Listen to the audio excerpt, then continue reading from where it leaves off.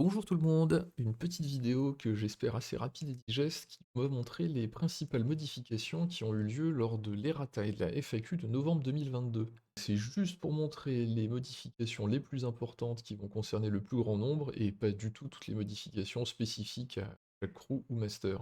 Donc tout d'abord le Red Joker. Le Red Joker pouvait prendre la couleur de son choix, maintenant il peut prendre aussi aucune couleur, il peut avoir quelques implications de niche.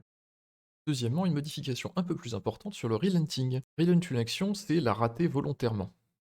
Il y a une modification importante, maintenant on peut relent un duel simple. Avant c'était uniquement un duel opposé. Ça a une application par exemple pour Maxine 2. Elle avait une shockwave qui disait que si on rate le jet de résistance à la shockwave, on peut se faire placer.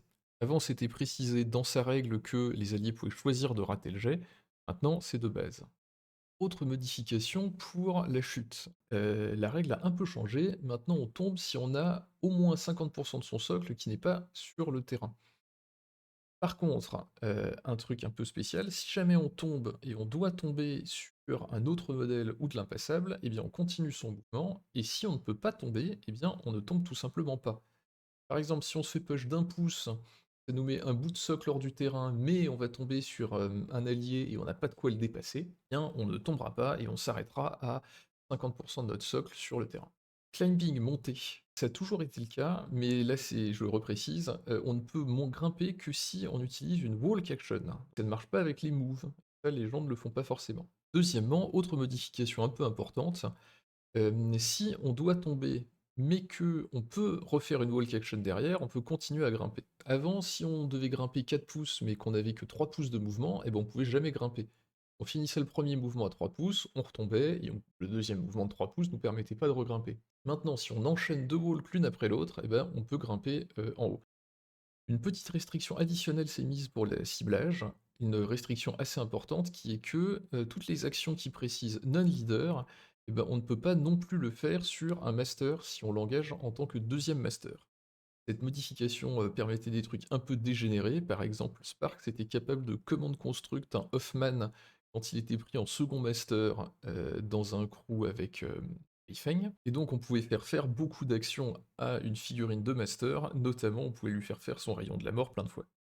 Autre changement un peu important qui empêche des trucs dégénérés, qui est que maintenant, quand on doit, même si un modèle est contrôlé par un adversaire, si jamais on résiste à un jet opposé, eh bien c'est nous qui contrôlons le modèle pour le jet. Alors, pour l'explication, il y avait un combo un petit peu dégénéré avec Zoraida et Inamatsu. L'idée était de obey avec Zoraida une figurine qui était engagée par Inamatsu. Inamatsu utilisait Wicked pour frapper normalement à la place de faire juste l'action de disengage. On pouvait tricher la défense pour être extrêmement basse et faire énormément de dégâts ou un onslaught avec Inamatsu. Maintenant, ça sera plus possible, c'est le propriétaire de la figurine qui contrôlera le jet de défense et donc qui sera capable de tricher éventuellement pour ne pas se faire frapper à l'infini gratuitement. Une petite modification sur le focus. Maintenant, c'est avant de faire un duel qu'on peut utiliser un focus pour avoir un flip positif. Fait que on pourra utiliser des focus pour, par exemple, passer des TN de Shockwave ou effectuer une de nos propres actions qui aurait un TN. Un petit point intéressant sur les maths, notamment sur les divisions. C'est précisé que on arrondit toujours au chiffre le plus proche, sauf si c'est précisé, avec une exception en particulier qui nous intéresse, qui est déterminer si un modèle a la moitié ou plus de ses points de vie. C'est une application très importante pour Vendetta notamment, et les skims de ce genre-là, avec des figurines qui avaient un nombre impair de points de vie. Puisque si on arrondissait au supérieur, eh bien la moitié de ses points de vie, donc c'était 3,5, et donc c'était 4. Et donc il suffisait de faire 3 dégâts à un Vasilissa pour considérer qu'il était la moitié de ses points de vie et qu'on avait Vendetta. Maintenant, ça sera plus le cas, la moitié de ses points de vie, ça sera 3,5, et donc pour qu'il ait la moitié de ses points de vie ou moins, eh ben, il faudra lui faire 4 dégâts. Dernière modification importante de l'errata concernant la manière dont on va se déployer et choisir les schemes. Le nouvel ordre, je l'ai indiqué ici. D'abord, le joueur attaquant choisit l'endroit où il se déploie. Ensuite, on choisit les factions et les leaders, etc., etc. Ensuite, on se déploie. Et seulement après, on choisit ses schemes, puis on commence la partie. Pour information, avant, d'abord, on choisissait sa faction, puis son master, puis après on choisissait le déploiement, puis on choisissait les schemes et on se déployait. Maintenant, les choses ont un peu changé. C'est tout pour ce qui me paraît extrêmement important dans l'errata. Maintenant, passons à quelques points de la FAQ. Il y avait des questions depuis un moment sur qui choisissait l'ordre dans lesquels on générait les duels, notamment dû à une shockwave, un pulse ou quelque chose comme ça. Maintenant, c'est précisé que c'est la personne qui a généré le shockwave ou le pulse. Ça peut avoir une importance dans le cas où l'adversaire, par exemple, doit être obligé de tricher des cartes. C'est-à-dire que si jamais il a une seule carte à tricher, eh bien l'ordre dans lequel il va faire les tests sur ses figurines a une importance. Deuxième chose un peu particulière qu'il faut savoir, c'est que on résout le jet pour une figurine et tous les jets qui en découlent. Et par exemple, comme il précise dans la FAQ, si jamais quelqu'un meurt suite à une shockwave et à une demise qui fait qu'il fait des dégâts autour de lui, on peut se retrouver dans un cas où une figurine sera peut-être morte en fait à cause de la demise avant d'avoir fait son jet pour la shockwave. Autre petite modification sur le fait de placer un objet et une ligne de vue.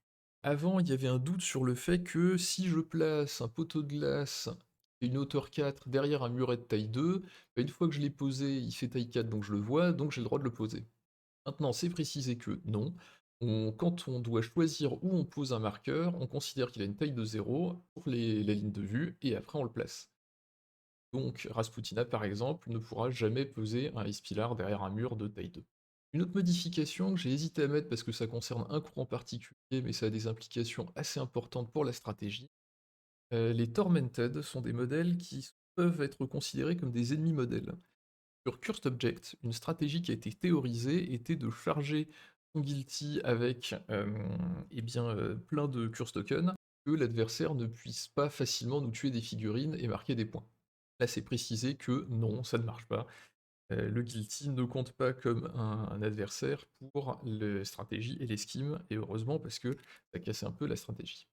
Une autre modification de stratégie, Carvapast, est-ce que si on peut prendre une ligne de vue depuis un autre objet, et que cet objet est à 1 pouce d'un stratégie marqueur, est-ce qu'on peut faire une interact pour pousser le stratégie? Et donc oui, on peut le faire.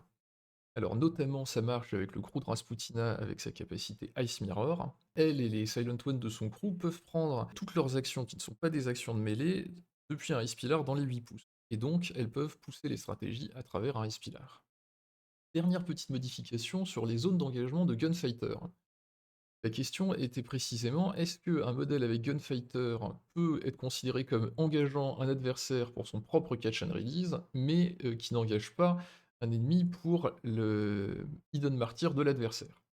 La réponse est que non, et ça a des implications assez importantes. Un modèle avec Gunfighter est toujours considéré comme ayant une zone d'engagement. Pour rappel, catch and release et Hidden Martyr sont là. Ça a une autre implication, notamment pour le Friendly Fire. On ne peut plus dire par exemple que mon modèle avec Gunfighter engage le tien et donc tu ne peux pas walk away et t'es obligé de te disengage, mais je ne t'engage pas pour que mes alliés n'aient pas Friendly Fire en l'attaquant. Voilà, c'est tout pour moi, c'était court et j'espère assez digeste et ça donne les points les plus importants pour la nouvelle FAQ, pour que vous soyez à jour. Salut à tous!